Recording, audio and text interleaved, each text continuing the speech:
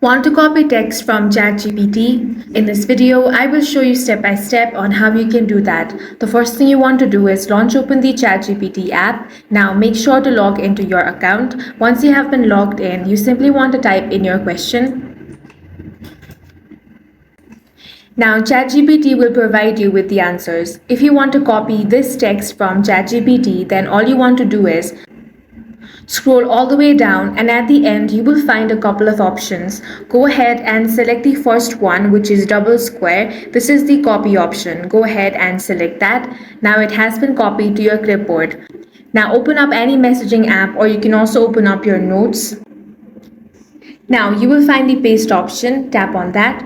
Once you tap it, as you can see, the entire answer from ChatGPT has been copied from here. And that's all for this video. If you found it useful, make sure to hit the like button and subscribe for more videos like this.